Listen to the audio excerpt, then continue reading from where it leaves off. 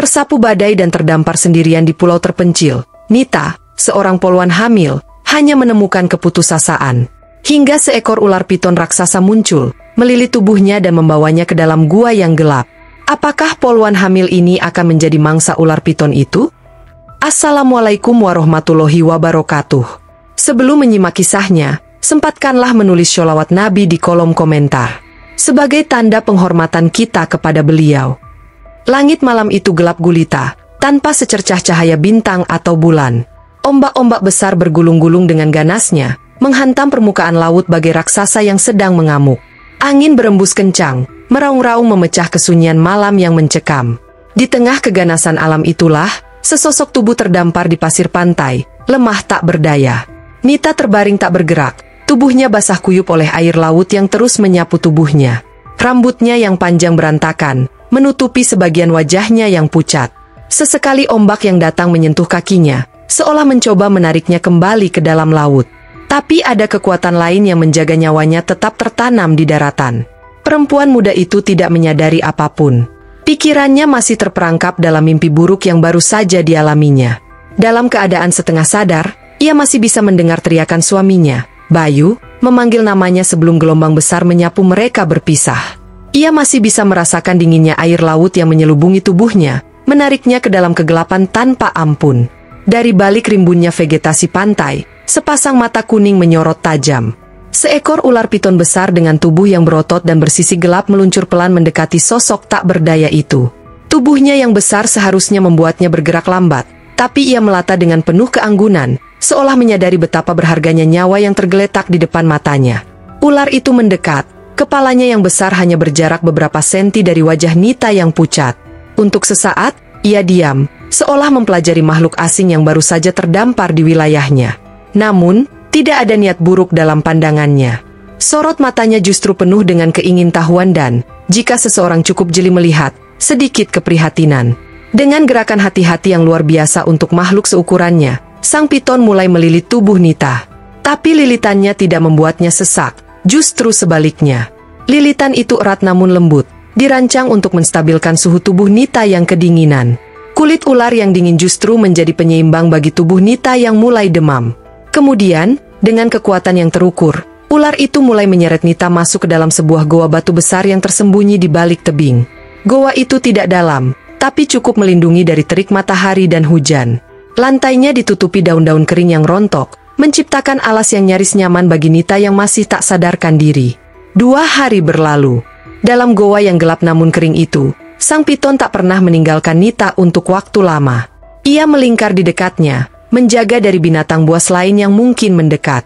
Sesekali ia pergi, tapi selalu kembali dengan membawa sesuatu, kadang daun yang masih basah oleh embun pagi, atau buah-buahan hutan yang ranum.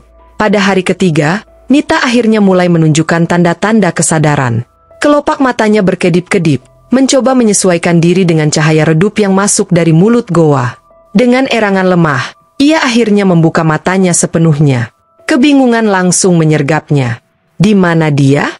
Ini bukan kapal, bukan pantai, dan pasti bukan rumah sakit. Perlahan, ia mencoba duduk, tapi tubuhnya masih terlalu lemah. Kepalanya pening, dan rasa haus yang amat sangat membuat tenggorokannya terasa seperti berpasir. Tiba-tiba, bayangan besar menghalangi cahaya masuk dari mulut goa. Nita mendongak, dan jantungnya nyaris berhenti. Seekor ular piton raksasa sedang berdiri di sana, matanya menatapnya dengan tenang. Nita ingin berteriak, tapi suaranya tertahan di tenggorokan. Ia ingin lari, tapi kakinya tak mau bergerak. Dengan mata terpejam rapat-rapat, ia menanti nasib buruknya. Tapi yang datang bukanlah gigitan atau lilitan yang mematikan. Yang ia rasakan justru sentuhan dingin kulit buah yang digulung lembut oleh ekor ular ke pangkuannya. Perlahan, penuh ketakutan, ia membuka mata. Di hadapannya tergeletak beberapa buah beri merah segar dan sejenis buah tropis yang ranum. Nita menatap buah-buahan itu, lalu menatap ular yang masih berdiri tenang di mulut goa. Rasa takutnya perlahan berganti dengan rasa heran yang mendalam. Mengapa ular ini tidak memangsanya, malah memberinya makan? Dengan tangan yang masih gemetar, Nita mengambil sebuah buah beri dan memakannya. Rasa manisnya seolah mengalirkan kehidupan baru ke tubuhnya yang lemah. Air buah yang segar membasahi tenggorokannya yang kering. Ia makan dengan lahap, tidak menyadari bahwa sang piton masih mengawasinya dengan tatapan yang hampir bisa disebut lembut. Setelah kenyang, Nita bersandar kembali ke dinding goa. Pikirannya mulai jernih, dan kenangan akan malam naas itu kembali menghantuinya. Air mata mulai mengalir di pipinya. Suaminya, Bayu, pasti sudah tidak ada. Dan dia masih hidup. Tapi untuk apa? Sendirian, terdampar di pulau tak dikenal, dengan hanya seekor ular sebagai temannya. Tapi anehnya, kehadiran ular besar itu justru memberinya sedikit rasa aman. Setidaknya, di tengah ketidakpastian ini, ada sesuatu, atau seseorang, yang masih peduli padanya. Meskipun, seseorang, itu adalah seekor ular piton raksasa yang seharusnya menjadikannya makanan.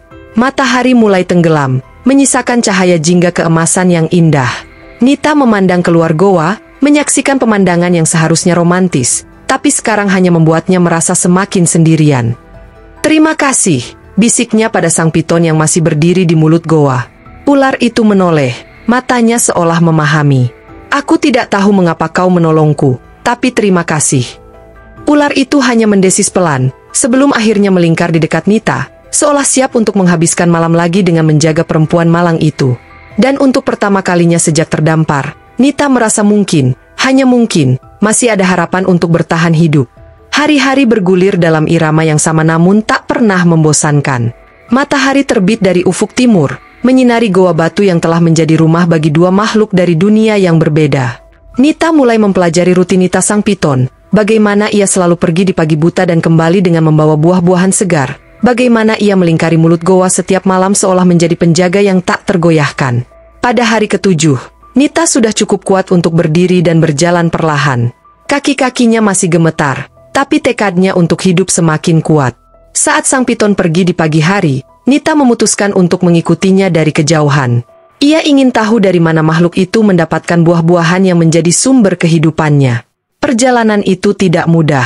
Tubuhnya masih lemah, dan hutan tropis yang rimbun membuatnya harus berhati-hati melangkah. Tapi ia terus mengikuti bayangan besar yang bergerak lincah di antara pepohonan. Akhirnya, mereka tiba di sebuah bagian hutan yang dipenuhi pohon buah-buahan liar. Nita bersembunyi di balik pohon besar, menyaksikan sang piton dengan cekatan memanjat pohon. Tubuhnya yang besar sama sekali tidak menghalangi gerakannya.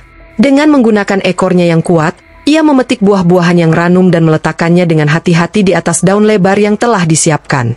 Yang membuat Nita terkesima adalah cara sang piton memilih buah, hanya yang matang dan segar yang dipetiknya.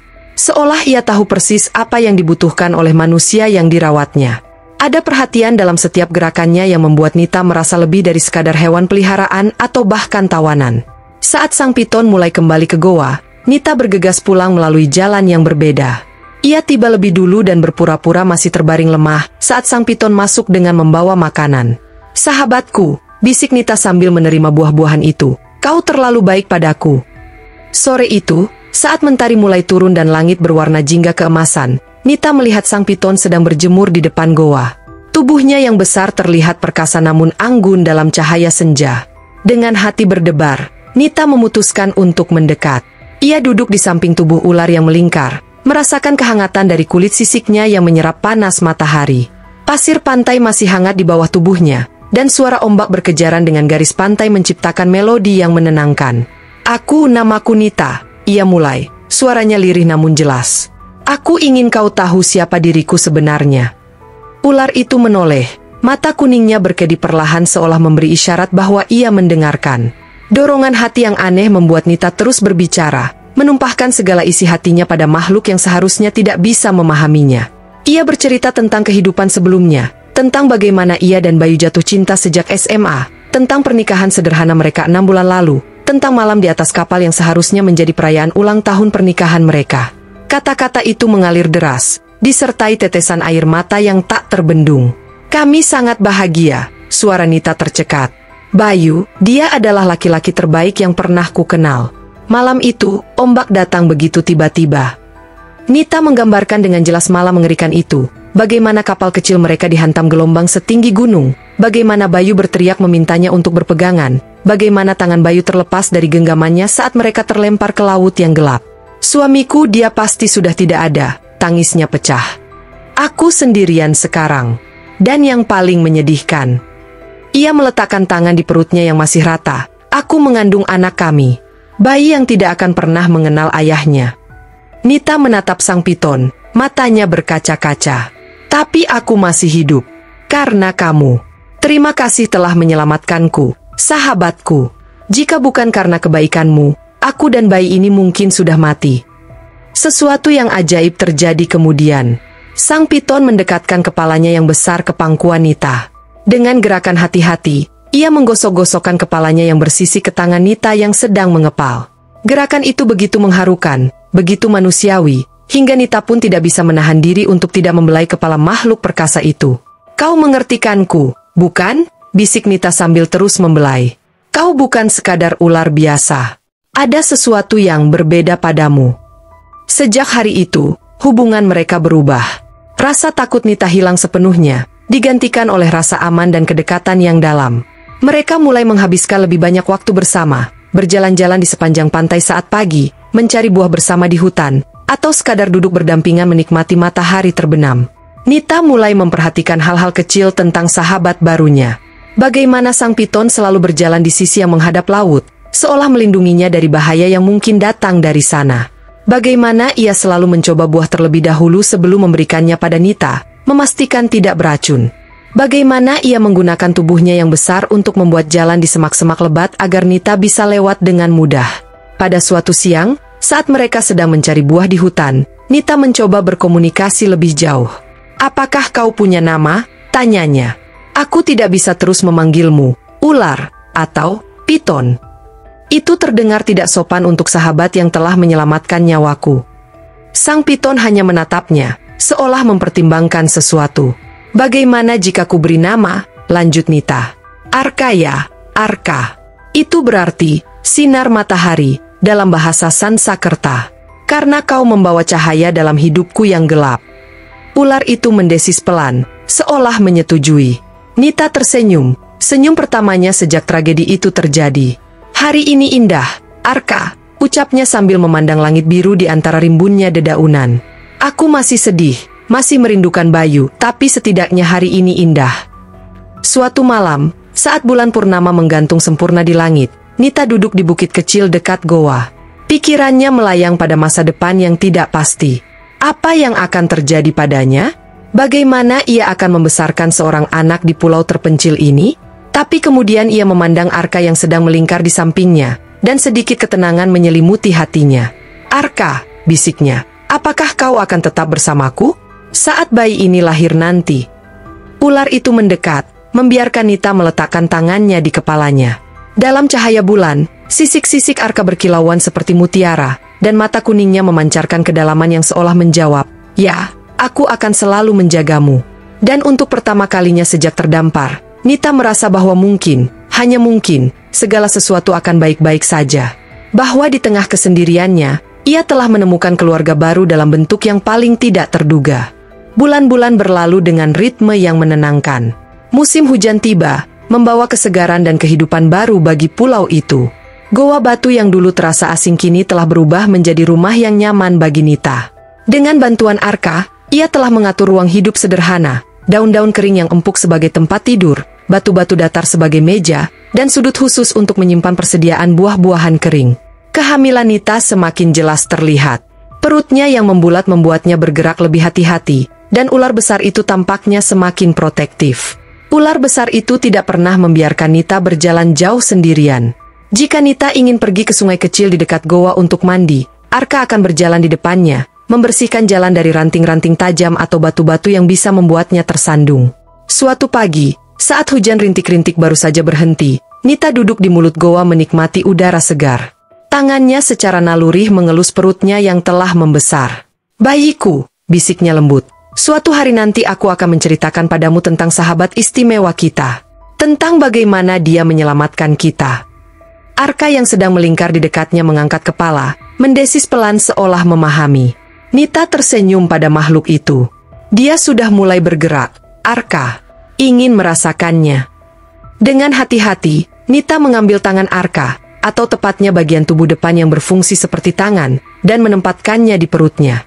Saat tendangan kecil terasa dari dalam, Arka menarik tubuhnya dengan cepat, mata kuningnya membelalak penuh keheranan. Nita tertawa lepas, tawa jujur yang pertama sejak lama. Jangan takut, sahabatku. Itu adalah bayiku menyapamu. Arka perlahan mendekat lagi, kali ini menempelkan kepalanya yang besar ke perut Nita. Saat tendangan berikutnya datang, ia tidak lagi menarik diri, hanya mendesis lembut dengan nada yang hampir seperti kekaguman. Hari itu, saat mereka berjalan mencari makanan, Nita memperhatikan sesuatu yang berbeda pada Arka. Ular itu tampak gelisah, sering mengangkat kepala seolah mencium sesuatu di udara, dan matanya sering menatap ke arah bukit tertinggi di pulau itu. Ada apa, Arka? Kau tampak tidak tenang hari ini. Arka hanya mendorongnya lembut dengan kepalanya, mengarahkannya untuk kembali ke goa lebih awal. Perilaku aneh itu berlanjut hingga sore hari.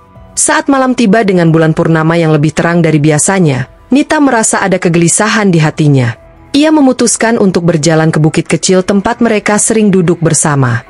Udara malam terasa hangat dan penuh dengan aroma bunga-bunga malam yang mekar. Arka mengikutinya dengan setia, tapi kali ini ada sesuatu yang berbeda dalam caranya bergerak, seperti ada antisipasi, harapan, dan ketakutan yang bercampur menjadi satu. Di puncak bukit, pemandangan begitu memukau. Bulan purnama menggantung seperti lentera perak raksasa, menyinari pulau dengan cahaya misterius. Laut di kejauhan berkilauan seperti hamparan permata, dan pepohonan di bawah bukit tampak seperti disiram ket perak. Nita duduk di atas batu datar, menikmati kedamaian malam itu. Arka melingkar di dekatnya, tapi kali ini ia tidak menatap pemandangan. Matanya tertuju pada Nita dengan intensitas yang membuat perempuan itu sedikit bingung. Ada apa, sahabatku? Tanya Nita lembut. Kau melihatku seolah-olah ini adalah pertama kalinya kau melihatku. Arka mendekat, kepalanya yang besar hanya berjarak beberapa senti dari wajah Nita. Dalam cahaya bulan, Nita bisa melihat detail menakjubkan dari sisik-sisiknya. Setiap sisik seperti mosaik sempurna yang memantulkan cahaya bulan. Dengan gerakan penuh kasih, Nita mengangkat tangan dan mulai mengelus kepala Arka. Sentuhannya lembut, penuh dengan rasa terima kasih dan persahabatan yang telah terbangun dalam bulan-bulan bersama. Kau tahu, Arka, bisik Nita sambil terus membelai. Sebelum bertemu denganmu, aku tidak pernah mengira bahwa persahabatan sejati bisa datang dari tempat yang paling tak terduga. Kau telah menjadi lebih dari sekadar penyelamat. Kau adalah keluarga bagiku sekarang. Air mata mulai menggenang di mata Nita, tapi kali ini bukan air mata kesedihan, melainkan rasa syukur yang mendalam. Dan bayi ini, tangannya menepuk perutnya, akan sangat beruntung memiliki paman sepertimu. Dorongan hati yang tiba-tiba membuat Nita membungkuk dan mencium puncak kepala Arka. Ciuman itu ringan, cepat, penuh dengan kelembutan dan rasa terima kasih yang tak terucapkan. Dan kemudian, keajaiban terjadi. Seketika, tubuh Arka mulai memancarkan cahaya putih yang menyilaukan. Cahaya itu begitu terang hingga Nita harus menutup matanya dengan tangan. Udara di sekitar mereka bergetar dengan energi yang tak terlihat, dan suara desisan halus memenuhi udara. Arka? Teriak Nita ketakutan. Cahaya itu semakin terang, menyelimuti seluruh tubuh ular besar itu. Nita bisa melihat bayangan tubuh Arka berubah dalam cahaya. Bentuknya memanjang, berubah, berevolusi menjadi sesuatu yang sama sekali berbeda. Ketika cahaya akhirnya mereda, yang terlihat duduk di hadapan Nita bukan lagi seekor ular piton raksasa, melainkan seorang pria muda berparas tampan dengan mata yang sama, mata kuning yang penuh kedalaman dan kebijaksanaan, mata yang selama ini ia kenal dengan baik. Nita terhuyung mundur, tangan menutup mulut yang terbuka lebar. Jantungnya berdebar kencang, campuran antara ketakutan dan kekaguman. Siapa kamu? Di mana Arka? Pria itu tersenyum lemah, dan dalam senyum itulah Nita melihat jejak sahabatnya. Matanya sama, caranya melihat sama, bahkan energinya sama persis dengan makhluk yang telah ia kenal selama berbulan-bulan. Aku Arka, kata pria itu, suaranya dalam dan bergetar, seolah lama tidak digunakan untuk berbicara. Tapi nama asliku adalah Andra. Dengan tangan gemetar, Andra meraih tangan Nita. Sentuhannya hangat, manusiawi, sama sekali berbeda dari kulit sisik yang selama ini ia kenal. Jangan takut, Nita. Aku masih sahabatmu. Aku masih makhluk yang sama yang telah menjagamu semua bulan ini. Tapi Nita masih terlalu syok untuk merespons. Ia menarik tangannya, tubuhnya masih gemetar. Bagaimana ini mungkin? Apa yang terjadi? Andra menarik napas dalam, matanya berkaca-kaca. Ini adalah akhir dari kutukan yang telah menyiksaku selama 8 tahun terakhir. Dengan suara yang penuh beban, Andra mulai bercerita. Kisahnya dimulai 8 tahun lalu, saat ia masih seorang nelayan muda berusia 17 tahun dari desa pesisir. Waktu itu, aku sedang mencari ikan di laut lepas, kenang Andra, matanya menerawang ke masa lalu. Aku melihat sesuatu yang besar berenang di kedalaman. Kupikir itu ikan besar, jadi aku melemparkan tombakiku dengan semangat. Wajahnya berkerut menyimpan rasa sakit. Tapi yang kutombak bukan ikan. Saat kutarik tombak itu, yang muncul adalah makhluk ajaib, seorang wanita tua dengan tubuh setengah ikan. Putri Duyung tua. Nita mendengarkan dengan mata terbelalak, tak percaya dengan apa yang didengarnya. Tombakku menancap dalam di perutnya. Darah mengucur, menodai air laut sekitar kami. Suara Andra bergetar. Dengan nafas terakhirnya, dia mengutukku. Katanya, karena kau telah mengambil nyawaku dengan mudahnya, maka kau akan hidup dalam wujud yang ditakuti semua makhluk. Jadilah ular piton, penguasa darat yang disegani tapi juga dijauhi. Kutukan ini hanya akan berakhir ketika ada seseorang yang mampu melihat jiwamu yang sebenarnya di balik wujud mengerikan itu. Seseorang yang dengan tulus hati mau membebaskanmu dengan ciuman kasih sayang. Andra menunduk, bahunya berguncang oleh isak tangis yang lama tertahan. Dia meninggal, dan tubuhku segera berubah. Aku menjadi monster yang kau lihat pertama kali. Kisahnya berlanjut, tentang bagaimana perahunya hanyut, terombang-ambing di lautan selama berhari-hari sebelum akhirnya terdampar di pulau terpencil ini. Bertahun-tahun ia hidup dalam kesendirian yang menyiksa, menanti seorang penyelamat yang tak kunjung datang. Sampai suatu pagi, Andra menatap Nita dengan penuh rasa syukur. Aku menemukanmu tergeletak di pantai. Saat itu, ada dua pilihan, membiarkanmu mati, atau menolongmu. Dan sesuatu dalam hatiku berkata bahwa kaulah jawaban dari doa-doa panjangku. Nita masih terduduk diam, mencoba mencerna semua yang didengarnya. Tapi saat ia menatap mata Andra, mata yang sama yang telah menjaganya dengan setia semua bulan ini, hatinya meleleh. Jadi, selama ini yang mencarikan aku buah, yang menjagaku dari bahaya, yang mendengarkan ceritaku. Adalah aku, sahut Andra lembut. Aku merawatmu karena melihat kesedihan yang sama dalam matamu. Aku memahami rasa kehilanganmu karena aku juga kehilangan segalanya. Tapi aku tak pernah menyangka. Air mata mengalir di pipinya, bahwa ciuman kasih sayangmu tadi adalah kunci pembebasanku. Dalam cahaya bulan yang semakin terang, Nita perlahan mengulurkan tangannya. Ia menyentuh wajah Andra, merasakan kehangatan kulit manusia, menatap mata yang begitu dikenalnya. Arka. Andra, bisiknya. Kau masih adalah sahabatku. Wujudmu tidak penting. Dan dalam pelukan erat mereka di bukit itu, di bawah cahaya bulan purnama yang menyaksikan keajaiban, dua jiwa yang tersesat akhirnya menemukan bukan hanya keselamatan, tapi juga cinta yang lahir dari pengertian paling dalam. Cahaya bulan purnama masih menyinari bukit kecil itu, menyaksikan dua manusia yang terikat takdir dalam cara yang paling tidak terduga. Pelukan mereka berlangsung lama, seolah mencoba meyakinkan satu sama lain bahwa ini bukan mimpi, bahwa keajaiban benar-benar telah terjadi. Setelah air mata dan kekaguman mereda, Nita dan Andra duduk berdampingan di atas batu datar, tangan mereka masih terikat erat. 8 tahun, bisik Andra, matanya menerawang mengingat masa lalu. 8 tahun aku tidak bisa berbicara, tidak bisa merasakan sentuhan manusia, tidak bisa menangis atau tertawa. Ia menatap tangannya sendiri, membuka dan menutupnya seolah masih tak percaya telah kembali menjadi manusia. Nita memandangnya dengan perasaan campur aduk, kagum, haru, dan sedikit malu mengingat betapa dekatnya ia dengan makhluk yang ternyata adalah seorang pria selama ini. Kau pasti sangat menderita, ucap Enta lembut. Andra mengangguk, wajahnya berkerut mengenang kesedihan. Yang paling menyiksa adalah kesepian. Aku bisa memahami bahasa manusia tapi tidak bisa merespons. Aku ingin menolong nelayan-nelayan yang sesekali terdampar, tapi mereka selalu lari ketakutan. Ia menarik napas dalam. Hingga akhirnya aku berhenti berharang. Aku menerima takdirku sebagai penghuni pulau ini, sampai kau datang. Mata mereka bertemu, dan dalam pandangan itu terjalin pengertian yang dalam. Dua jiwa yang dihancurkan oleh laut, disatukan oleh takdir di pulau terpencil. Hari-hari bersamamu, lanjut Andra, suaranya bergetar penuh emosi. Adalah pertama kalinya dalam 8 tahun aku merasa memiliki alasan untuk hidup. Merawatmu, menjagamu, melihatmu perlahan sembuh, itu memberiku tujuan. Nita tersenyum melalui air mata. Dan kau memberiku harapan saat aku merasa segalanya telah berakhir. Malam itu mereka berbicara hingga fajar menyingsing. Andra bercerita tentang keluarganya di desa pesisir, tentang impiannya menjadi nelayan besar seperti ayahnya. Nita berbagi kenangan tentang Bayu, tentang cita-cita mereka membesarkan keluarga kecil yang bahagia.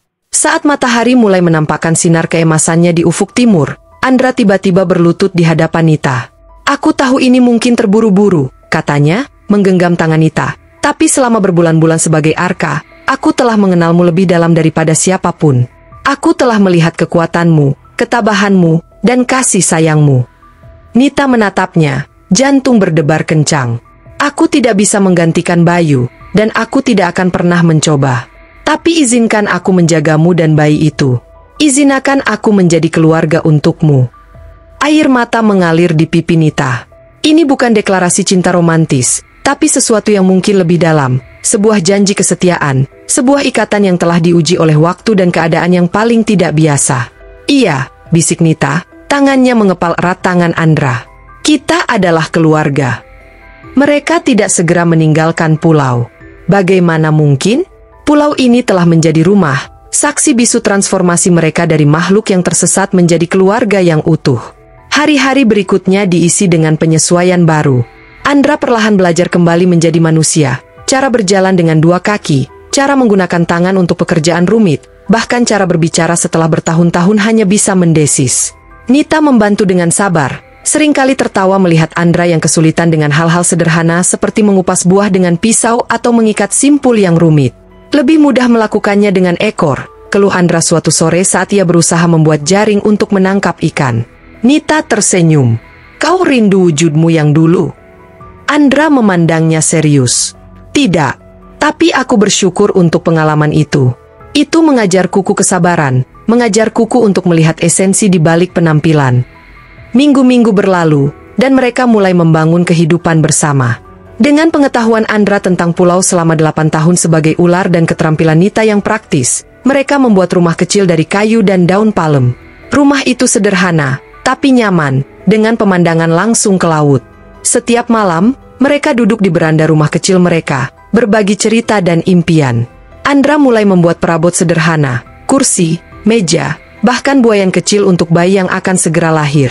Suatu sore, saat Nita sedang menjahit pakaian bayi dari daun dan kain yang diselamatkan dari kapal mereka yang terdampar, ia merasakan kontraksi pertama.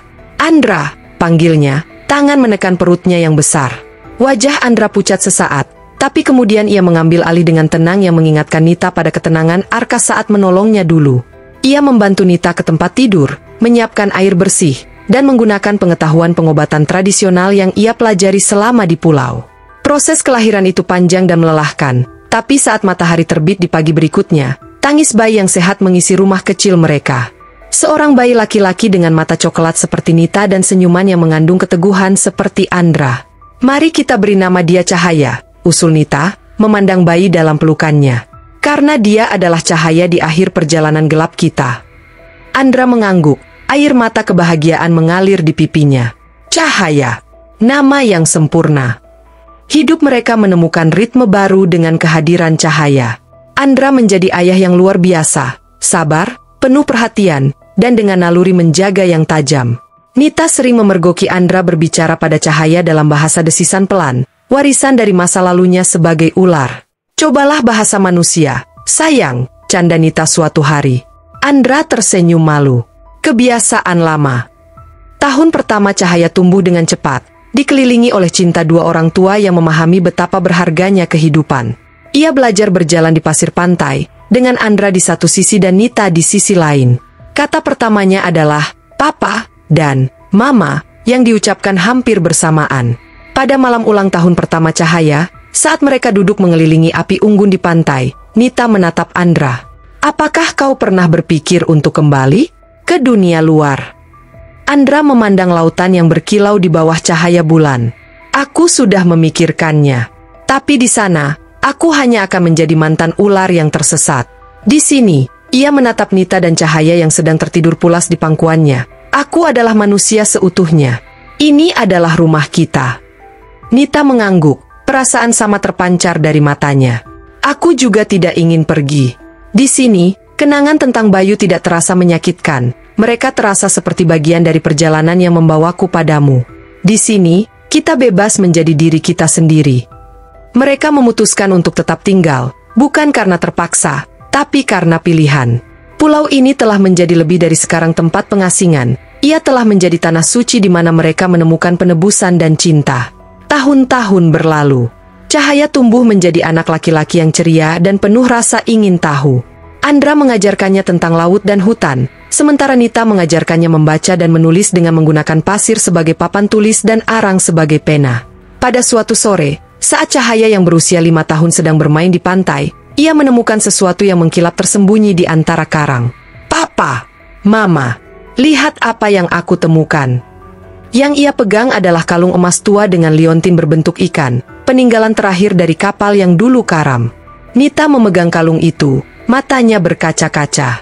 Ini adalah kalung Bayu. Hadiah pernikahan dariku." Andra meletakkan tangan di bahu Nita. "Dia ingin kita menemukan ini sebagai restunya." Mereka mengubur kalung itu di bawah pohon besar di bukit tempat Andra berubah kembali menjadi manusia. Sebuah nisan sederhana untuk masa lalu yang akan selalu mereka hormati. Hidup mereka terus berlanjut dalam kebahagiaan sederhana.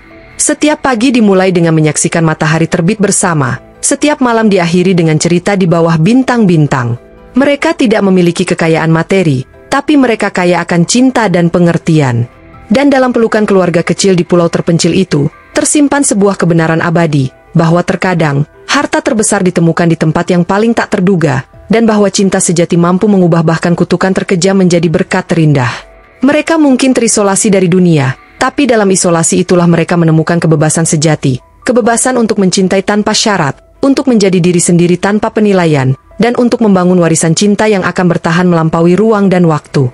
Demikianlah kisahnya. Kurang lebihnya mohon maaf. Jangan lupa subscribe, like dan tulis sholawat Nabi.